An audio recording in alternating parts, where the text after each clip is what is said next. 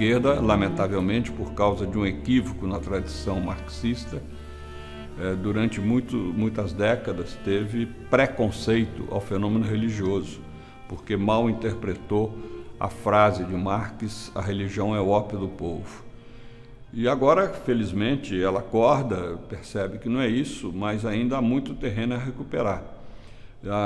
O fato é que as comunidades eclesiais de base, as pastorais populares, elas trazem um novo perfil da igreja muito condizente com aquilo que foram as comunidades primitivas pouco depois da ressurreição de Jesus.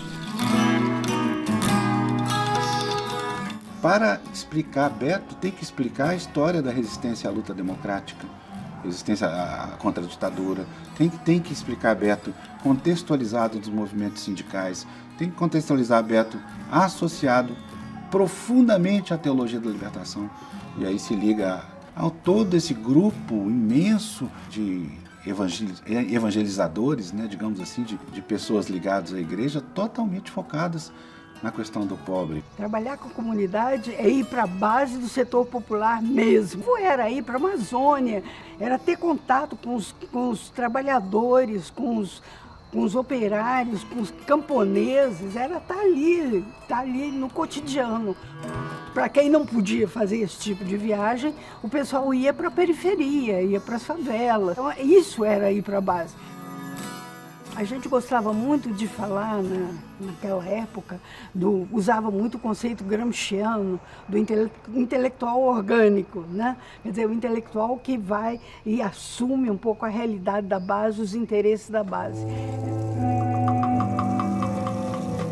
Nós vamos trocando ideias, Beto, Fernando e eu, depois de sair da prisão, sobre como seria possível esses teólogos que eram tão importantes, teólogos e exegetas, né, estudiosos da Bíblia, terem uma visão, uma compreensão melhor da realidade social através do marxismo, com a utilização da ferramenta marxista.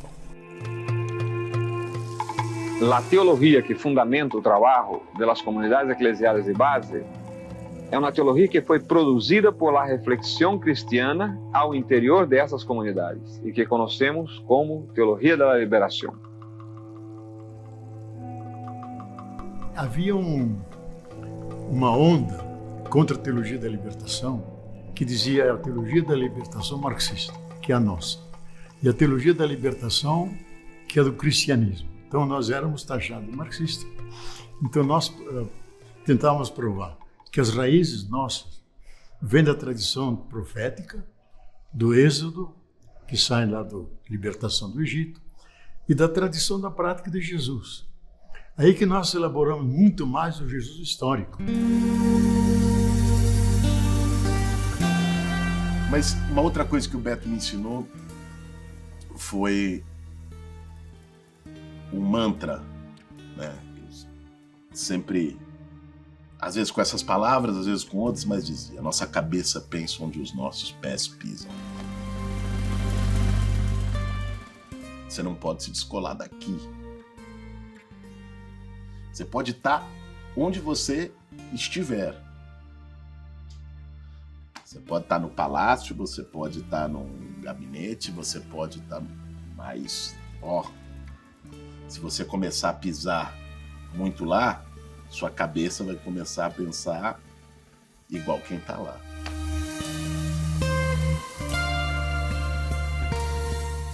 O Beto foi para Vitória, passou um período no convento Nossa Senhora da Penha, achou fechado demais, mudou para uma favela e começou a fazer um trabalho popular junto às comunidades de base em Vitória.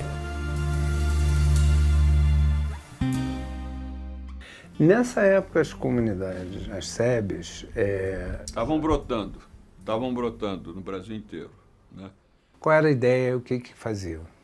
Não, as SEBs é o seguinte,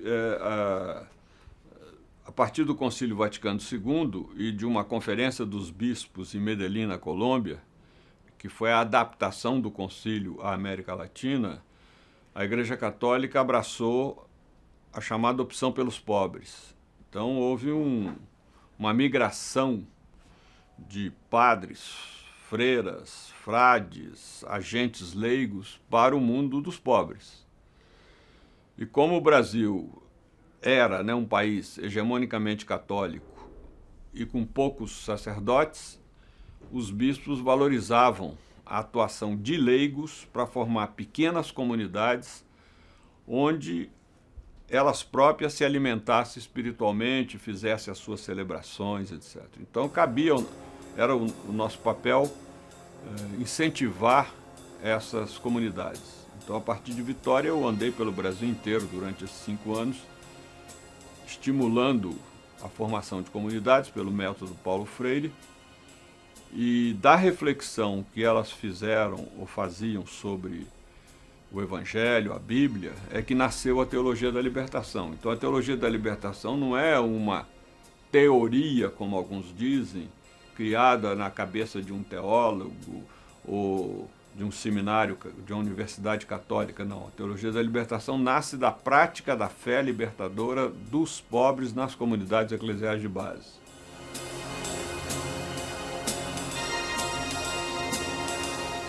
Nos anos 70, quando entra em crise o milagre econômico da ditadura, 74 já é um marco de eleições onde o MDB cresce muito, começa a entrar em crise a ditadura, aí depois o Geisel vem com abertura lenta e gradual para dar resposta a essa crise, aí vem o sindicalismo do ABC, reconectando, e aí vem a Teologia da Libertação nesse mesmo período, fazendo um trabalho extraordinário. Como que isso se traduziu? Se traduziu nas comunidades eclesiais de base, mas não só. Em movimentos que as SEBs impulsionaram, por exemplo, o Movimento Popular de Saúde na Zona Leste de São Paulo, que foi decisivo no debate de formação do SUS, de grandes sanitaristas que passaram por ali. Por exemplo, no movimento de mulheres, de luta por creche, clubes de mães na Zona Sul de São Paulo, também naquele período. Movimento negro. Um movimento negro, o movimento da caristia, né? Tudo aquilo tinha dedinhos e mãos das SEBs. E aí foi meio um momento quando a esquerda voltou a falar com o povo. E esse simbolismo foi muito forte, e isso gerou um monte de outros movimentos a partir dessa formação. O movimento de moradia explode daí. Próprios movimentos de mulheres da periferia, movimentos antirracistas negros na periferia, movimentos de luta por cultura, coletivos, várias causas meio que emergem a partir daí, né? Então foi um caldeirão muito bonito. Acho que ao buscar e localizar a gênese do movimento, a gente deveríamos sempre reconhecer que houve um trabalho muito importante da CPT, da Comissão Pastoral da Terra, que surge em 1975. Então, o trabalho dos padres, dos religiosos, dos pastores, que ajudaram e encorajaram os camponeses a fazer a sua organização popular, né? Aí o Frei Beto, o Clodomir de Moraes, o Leonardo Boff, todos eles foram importantes agentes de pastorais, mas sobretudo porque elaboraram sobre a teologia da libertação, defendendo que os camponeses tinham direito à terra, de vencer o medo de fazer a luta pela terra, de organizar as comunidades para reivindicar o direito à terra. Era o anúncio de que o projeto de Deus se estabelecia nesse território, nesse reino terrestre também, e não só lá no céu, que era a promessa que a igreja sustentava. Mas a teologia vai focar todo esse trabalho de organização pastoral dos camponeses para fazer a luta pela terra, né? Acho que nesse sentido a contribuição do Frei Beto ela é fundamental para criar essa cultura política num país que tem déficit na conscientização do seu povo. É acima de tudo, um dirigente político também, um formador e uma coerência num projeto político, uma coerência numa concepção de mundo que sempre esteve voltada a contribuir com a luta do povo. O Frei Beto fala isso, né? Tua cabeça pensa onde os teus pés pisam. Então, se a gente não pisar no chão da dor, a gente não vai descobrir o amor. Isso é uma questão ética, é uma questão que você não pode ver a fome, e o abandono, o sofrimento e deixar. Você tem que estar junto, a gente tem que ter um lado. A gente sabe que isso não causa a revolução que muitos queriam, mas é uma resistência à opressão.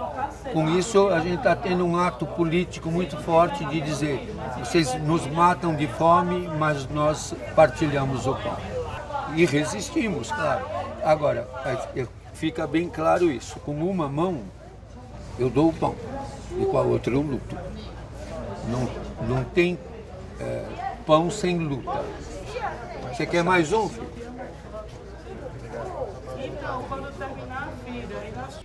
Na América Latina, sobretudo, a cultura predominante nas classes populares, ela tem um substrato religioso. Se você perguntar a um camponês, a uma faxineira, a um homem simples do povo o que ele pensa da vida, da morte, da criação do mundo, certamente ele dará uma resposta em categorias religiosas. Então vocês têm que começar de baixo. No grupo agroecológico, no movimento dos negros, dos indígenas, das comunidades de base, na produção agroecológica. Vendo de baixo, aí vem esses sofredores e aqueles colocados à margem da história, vem a esperança possível.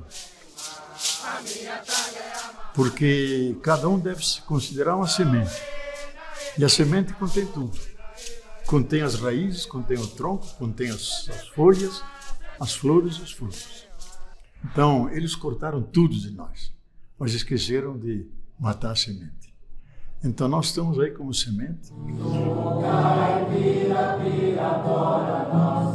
Senhora de Aparecida, ilumina a mina escura e funda o trem da minha vida. Que esses grupos até hoje têm uma importância muito grande na vida de todos nós, na prática cotidiana. E eu acredito, eles são muito pequenos se você pensa no tamanho da igreja brasileira e no peso da estrutura de uma igreja de 2000 anos, que tem uma estrutura muito pesada. Mas, de qualquer forma, eu acho que esses grupinhos aí estão fermentando na base e trazendo, mais uma vez, uma esperança. Acho que a palavra é essa. Agora somos vencidos, mas vencidos de uma causa invencível, que é a causa da justiça dos pobres, a causa do direito dos últimos, a causa da vida. Que essa é negada, destruída pelo sistema que é necrófilo, ele mata a vida, seja a vida natural, seja a vida humana. Eu acho que a questão socioambiental, tão denunciado pelo Papa Francisco em seus pronunciamentos e documentos, e tão trabalhada pelo Leonardo Boff, é uma questão fundamental, porque a natureza evoluiu bilhões de anos sem a nossa incômoda presença. E em nada ela precisa de nós, e em tudo nós precisamos dela.